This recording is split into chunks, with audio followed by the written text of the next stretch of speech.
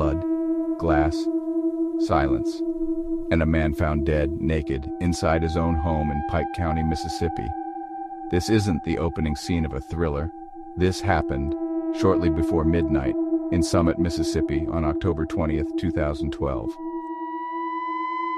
This is the story of Curtis Dunaway, 45 years old, a father, a friend, found lifeless at 1029 Ward Drive. Deputies had responded to a disturbance call just before midnight. They walked into chaos, but they walked out with more questions than answers.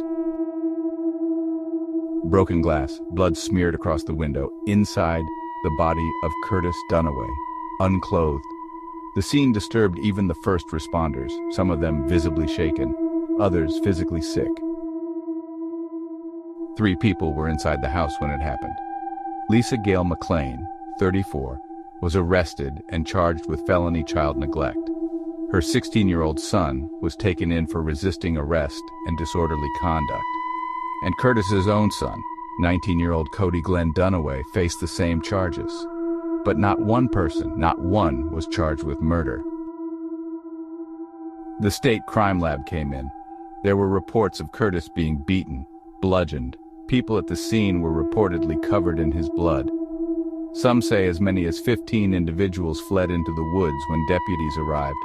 But again, no one was charged. The coroner called it homicide. A day later, that statement vanished. The cause of death suddenly changed to natural causes. They called it wergild, an old term for compensating a loss. But in Pike County, that word smelled like cover-up. Curtis Dunaway's death has become one of the most disturbing unsolved cases in McComb history. A man brutally killed, witnesses with his DNA on them, a crime scene too gruesome for medics to enter, and yet, no justice, no closure, just silence.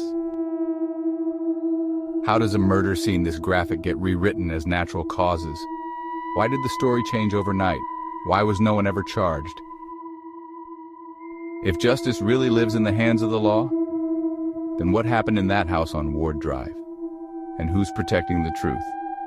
If only the pines that shade that McComb, Mississippi home could whisper, what would they say? While Mississippi needs a huge change, Curtis Dunaway needs justice. Until next time, catch the dice they rollin'.